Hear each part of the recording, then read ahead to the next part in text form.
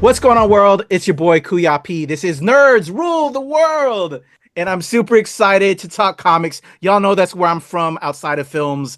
And today, EC Comics Love is coming back. And we have Blood Type arriving in June from my special guest, as you see on the screen right now, writer Corinna Bechko. Thank you so much for your time today, Corinna. Oh, thank you for having me. So in June, this was an advanced announcement from my friends over at Oni Press. They have because there's this Comics Pro 2025 getting ready to go down, and I saw this, and I'm an EC Comics guy, and this is like the first like series spun off of some of the other projects they've done, and I was like, I gotta talk to Miss Corinna Bechko and know what's going on since she's kind of leading the flagship with this Blood Type, spinning off a short story. Can you fill in the blanks of where all this began and just the amazingness that it is to I don't know about you. I'm a old school horror fan to like be involved with EC of all things and creating Blood Type and bringing this forward. Oh, 100%.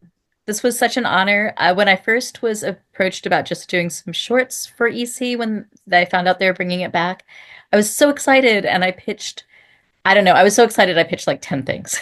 I love it. And so far I've had about, I believe, six in various Cruel Kingdom and Epitaphs from the Abyss and Cruel Universe. And this one, Blood Type, came out of Epitaphs for the Abyss from the Abyss. And if you didn't see it, that's okay, because it's also going to be reprinted for Free Comic Book Day. Love that. Yeah. Yeah. So So it's going to be called Blood Type number 0 on Free Comic Book Day. And basically, when I saw the art, it was with Jonathan Case, who is an amazing artist. I can't say enough good things about him. And my editor said, "Do you have any changes? Like, like always when you go through and you have to adjust things from the script to the art and then to the lettering." And I said, "I just wish it was longer."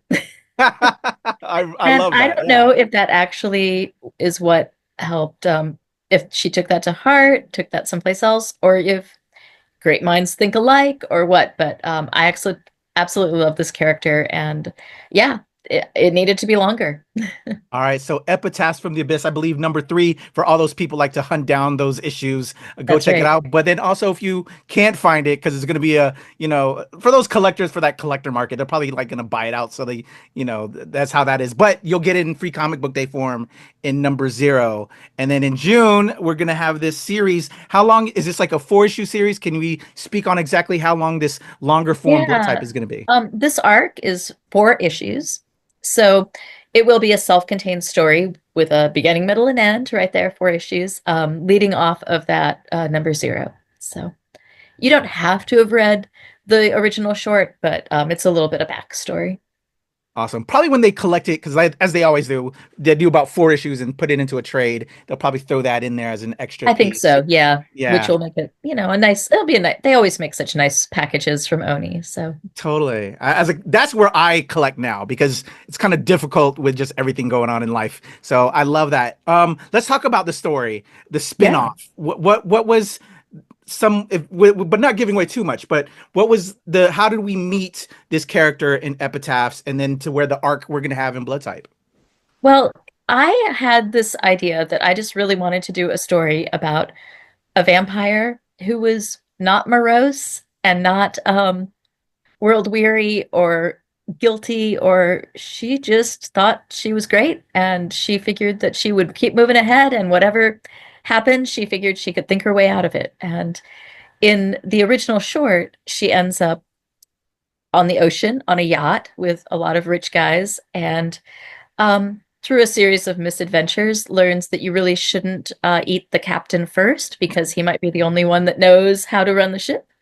And then she thinks she has a brilliant idea for how to keep everybody going and enough to eat once they end up on a life raft. And it works for a while, and then she has to get herself out of that. So I just loved the idea of this character who, she just thought uh, people are for eating, and some taste better than others, and whatever happens, I'll roll with it and see what comes next. I love it. I love a good vampire story. I do You can too. I still do mix it too. up. We've had vampires forever, but you can still have so much fun with the concept. Is this a period story? I'm trying to kind of tell by this art Yeah, now. no, this is as originally conceived. A lot of the EC stuff, the original EC stuff back in the 50s, it reads this period now, but at the time it was very unusual for being sort of ripped from the headlines type of stuff. It wasn't, a dark old spooky castle and a werewolf out in the old country. It was happening in a city or whatever, and that's how this is. This Oh, is awesome. very much a contemporary story. In the expanded version, um, there will be some flashback stuff, but that stuff will be uh, more constrained, and it's not the entire story. Okay. Because, with vampires live forever. So it's like, where does it sit within all of that in this Right, of area? course, yeah. Yeah, I love that. So, Jonathan Case, big fan. But in this new series, you're working with Andrea Sorrentino, who is Yes. phenomenal. Batman, list of creds. What was it Oh, like amazing. working with him and giving feedback back and forth on I've notes? only just started to see the first pages come in. And honestly, I was blown away. I could not believe that. It's funny because I had it in my head that Ada, the main character, looks like how Jonathan Case had put her on the page. And that's how she looks to me. And somehow this magic trick was done where it very much references what Jonathan created, but makes it his own. And he throws in some little pieces from the first to kind of tie it together. And it's just absolutely beautiful. It's bloody. It's atmospheric and scary, but also kind of tongue in cheek, So I'm I just can't say excited. enough good things. Yeah. Super excited. I can't wait to dig in. Your list of creds is phenomenal. You're an award winner, and then working with Andrea Sorrentino, love his art. Like, I cannot wait for this combination. I cannot wait to dig in. And again, let me remind everybody that you can pick it up in June when it drops. The 4 issues. Is it a monthly title starting in June? Yes. Yeah. So starting June, and then it'll be for those months. Yeah. Wonderful. Super excited. And also to get ready for it, Free Comic Book Day, issue Yeah. number 0, if you missed that Epitaphs of the Abyss book. Super excited. Cannot wait. As I was doing homework, as I kind of told you earlier, Corinna, you got some other stuff. You've been putting it down. That's your thing. The Space Between, I believe, is a new graphic novel with Boom Studios. Yes. Yeah, so from Boom, and that was my original graphic novel. It's a little different. A lot of times I write horror, but that one is straight up sci-fi. It's about a generation ship and what happens in the space between where they're coming from and where they're going. The conceit is that each issue was a different generation and a different revolution. So as we go further into the trip, people on board didn't agree to be there. They're born into it. They didn't agree to this grand plan. And maybe the rules set down in previous generations or for the people that thought that they knew what they were doing, putting them on there. It doesn't work for these people anymore. And how do they change that? How do they make things their own and make the trip their own journey? So it's a lot about that. It's been collected, and yeah, it's I haven't really done anything like it before, and I'm really happy with how it turned out. So hopefully other people will be too. Oh, I love that. I love the Thank premise. you. Very interesting. That feeds my sci-fi id, Yeah. if you will. But also, I love, as a fellow creative, challenging ourselves. What made you want to, as you said, you're a horror gal, but here came this project. What hit you in the head to inspire you to put this together? I've been thinking about generation ships for a really long time. I co-wrote a book called Invisible Republic back in the day that was from Image. And that was up for a Hugo Award. And, it was really interesting. The backstory to it was that a generation ship had gotten people to this point. And I always thought, that's interesting. But then I'd never really seen anything good done with a generation ship because the idea of a generation ship is so long.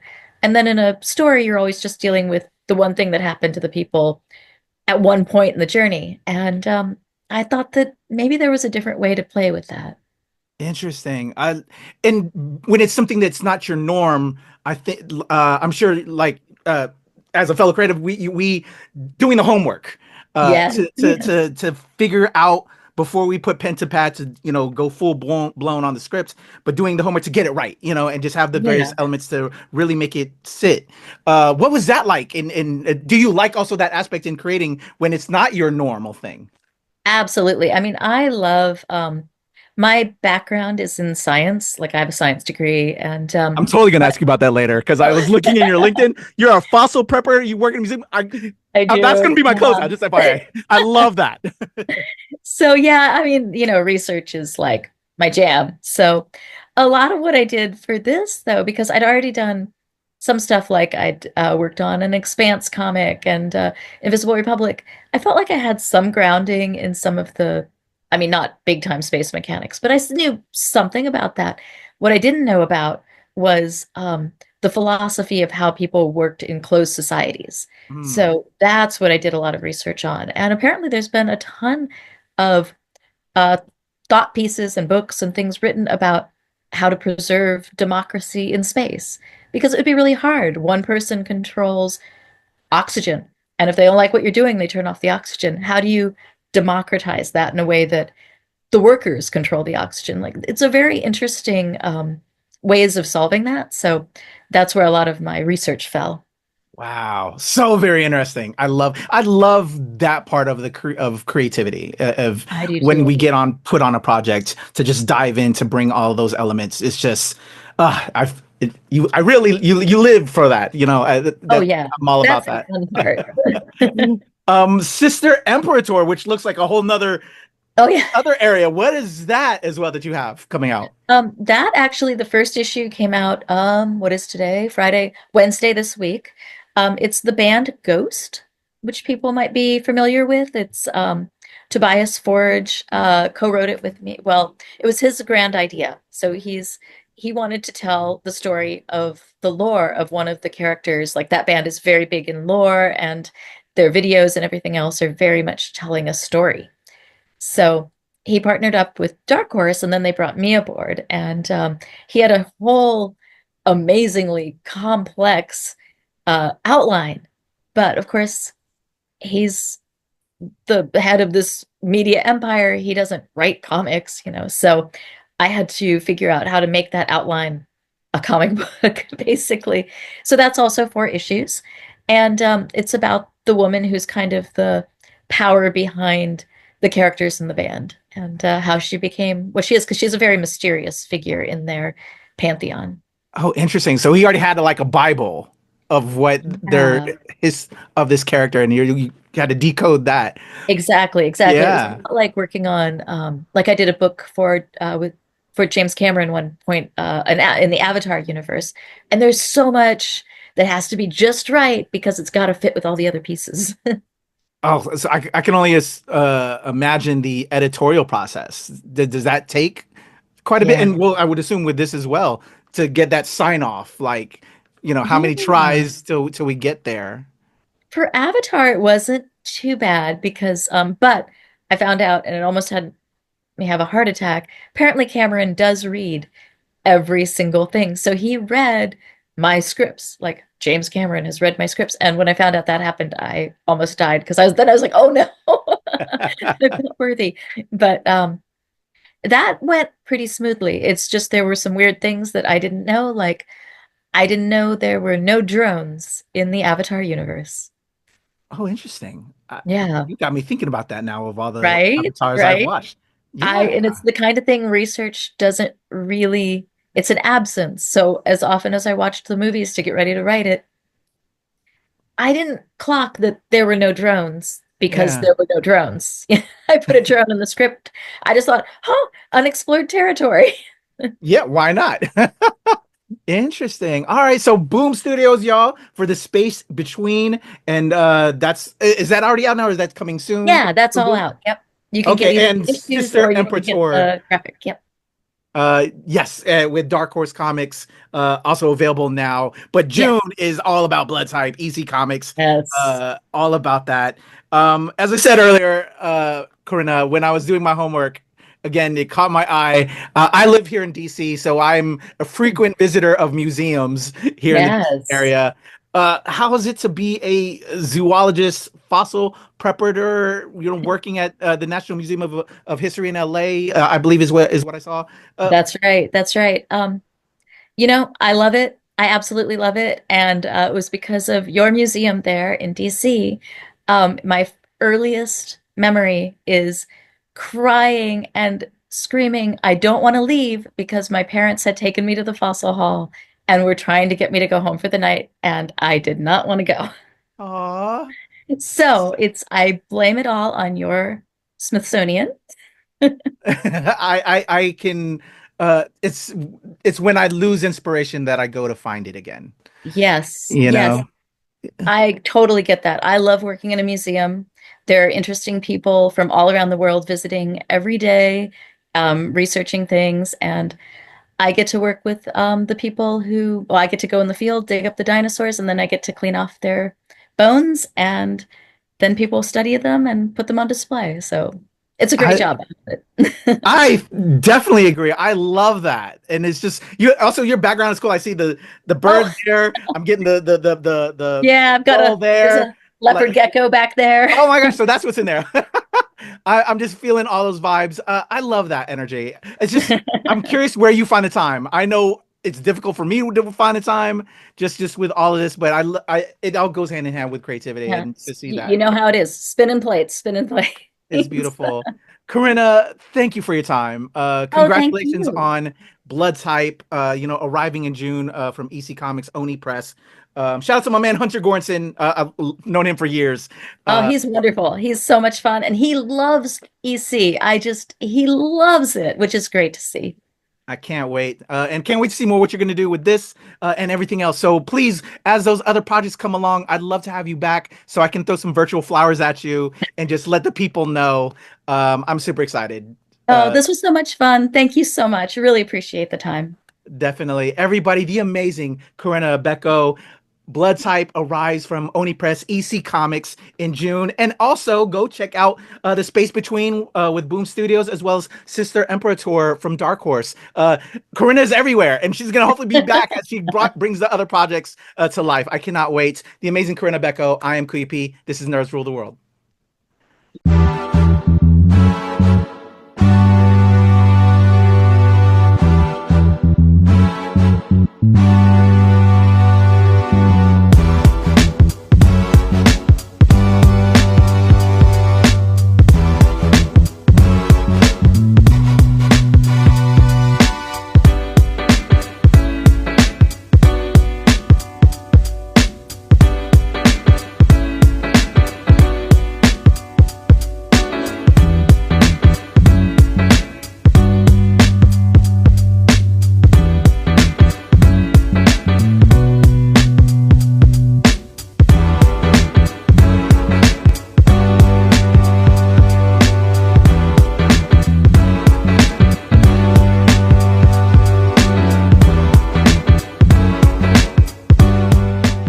Nerds rule the world. Pleasure chatting with you. Love to all my nerds who rule the world. Nerds rule the world. Yes, we do. Thanks. Nerds rule the world. Thank you. I love the nerds ruling the world, so more power to you. Patrick, what up, man? And yes, they do. Nerds rule the world, kid. Yes, what sir. I'm one of Thank them. you. Awesome. Kuya P, Nerds Rule the World. Hello. Yes, they do. Oh, Nerds rule the world. I got It's in the title of your show, like Nerds Rule the World. Like, I want more Black weirdos on screen, and I don't feel like we ever get to see that very much. Thank you Thank so you. much. Nerds Appreciate do it. rule the world. Yes. Thank you. Thank you, rule. Nerds rule. Love it. Hello, Sarah. Hello, Julie. Nerds rule. Yes, Rock on. I love it. Thank you so much. It's good to see you. I love Nerds Rule the World.